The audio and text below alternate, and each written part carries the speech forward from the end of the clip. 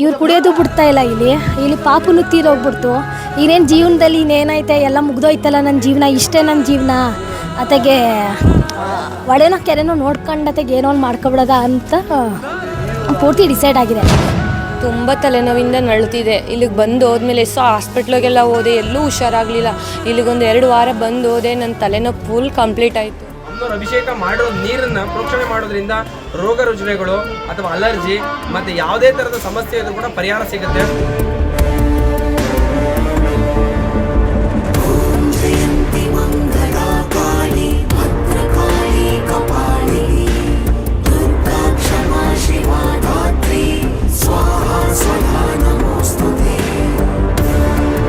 ಹೆಂಗೆ ಆಗ್ಬಿಟ್ಟಿತ್ತಂದೆ ಪರಿಸ್ಥಿತಿ. ನಮ್ಮದು ಮದುವೆಯಾಗಿ 5 ವರ್ಷ ತುಂಬಿ 6ನೇ ವರ್ಷ ರನ್ನಿಂಗ್ ಇವಾಗ ನಮ್ಮದು.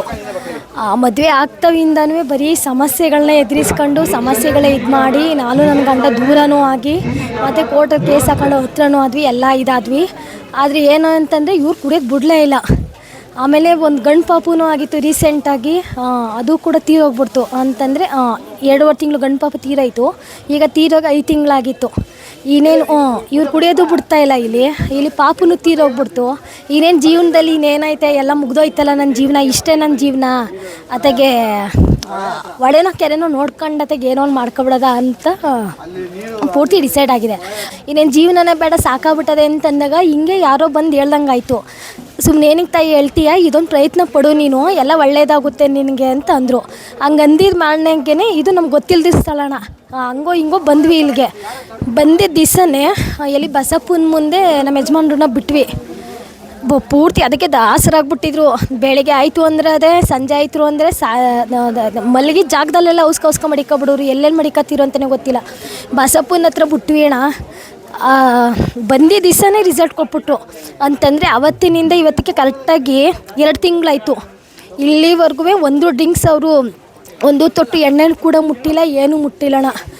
ಆಮೇಲೆ ನನ್ನ ಪಾಪುದು ಕಳ್ಕೊಂಡು ಅದ್ರದ್ದು ಒಂದು ವ್ಯಥೆಯಲ್ಲಿದ್ದೆ, ತುಂಬ ಡಿಪ್ರೆಷನ್ಗೆ ಹೋಗಿದೆ.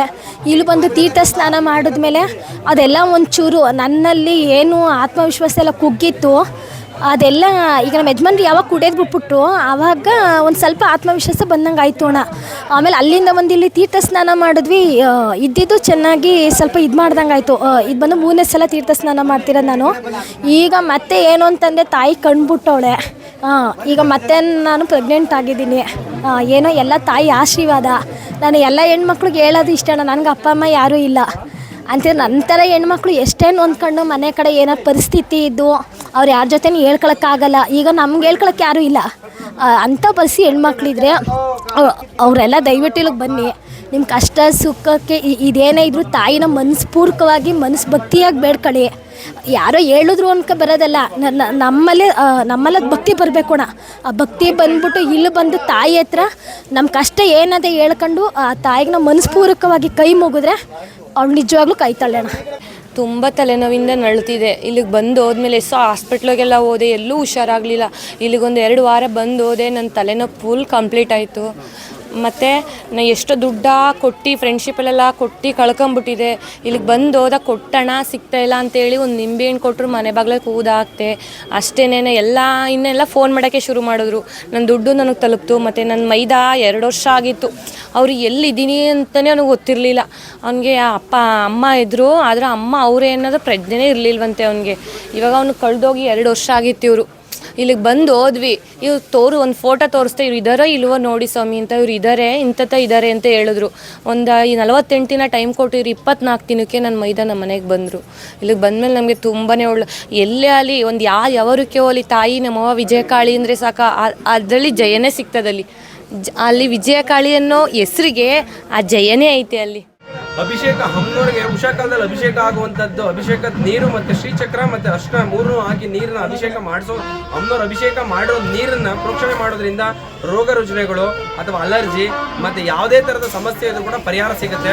ಶ್ರೀಚಕ್ರನ ತಲೆ ಮೇಲೆ ಇಟ್ಟು ಹಾಕ್ಸೋದ್ರಿಂದ ನಮ್ಮ ಕಾಲು ಕೈ ಬರ್ತಿಲ್ಲ ಅಥವಾ ಕಜ್ಜಿ ಮತ್ತು ಕೈಕಾಲು ಎಲ್ಲೇ ಹೋದ್ರೂ ಕೂಡ ನಮಗೆ ಪ್ರಾಬ್ಲಮ್ ಬಗೆಹರಿತಿಲ್ಲ ಅನ್ನುವಂಥವ್ರು 1 ಬಾರಿ 2 ಬಾರಿ 3 ಬಾರಿ 5 ಬಾರಿ ಹಾಕಿರೋರು ಈ ವಿಡಿಯೋ ಕ್ಲಿಪ್ಪಲ್ಲಿ ತುಂಬ ಜನ ಸಾಕಷ್ಟು ಜನ ಹೇಳಿರ್ತಾರೆ ಇದ್ರ ಬಗ್ಗೆ. ಹಾಕ್ಸಿರುವಂಥವ್ರಿಗೆ ಏನೆಲ್ಲ ಅನುಭವ ಆಗಿದೆ, ಏನೆಲ್ಲ ಪ್ರಾಬ್ಲಮ್ ಇತ್ತು, ಎಷ್ಟು ವರ್ಷದಿಂದ ತಲೆನೋವಿದೆ, ನನಗೆ ತಲೆನೋವು ಎಲ್ಲೋದ್ರೂ ಕೂಡ ಪರಿಹಾರ ಆಗಿಲ್ಲ ಅನ್ನೋದು ಪರಿಹಾರ ಆಗಿದೆ. ಮತ್ತು ಆರೋಗ್ಯದಲ್ಲಿ ಆಪ್ರೇಷನ್ನೇ ಮಾಡಿಸಿ ಪರಿಹಾರನೇ ಸಿಕ್ಕಿಲ್ಲ ಅಂತೇಳಿ ಇಲ್ಲಿ ಬಂದು ಕಾಲು ಆಪ್ರೇಷನ್ ಆಗಿತ್ತು, ನೋವಿದೆ, ಮತ್ತು ನಾವು ಇಲ್ಲಿ ಬಂದು ತೀರ್ಥ ಸ್ನಾನ ಮಾಡಿಸೋದ್ರಿಂದ ವಿಶೇಷ ಆಗಿದೆ ಅಂತ, ಅನುಕೂಲ ಆಗಿದೆ ಅಂತ ಹೇಳಿರುವಂಥದ್ದು ಸಾಕಷ್ಟು ಉದಾಹರಣೆಗಳಿವೆ. ನಾನು ಫಸ್ಟ್ ಒಂದು ಸತಿ ಬಂದಿದ್ದೆ ಹಿಂಗೆ ಯೂಟ್ಯೂಬಲ್ಲಿ ನೋಡಿ, 2ನೇ ಸತಿ ಹೋಮಕ್ಕೆ ಬಂದೆ. ಇದು 3ನೇ ಸತಿ ಹೋಮಕ್ಕೆ ಬರ್ತಾಯಿದ್ದೀನಿ. 2 ಸತಿ ಹೋಮ ಆಯಿತು, 1 ಸತಿ ಮಧ್ಯೆ ಬಂದಿದ್ದು, 3ನೇ ಸತಿಗೆ ಬರ್ತಾ ಇರೋದು.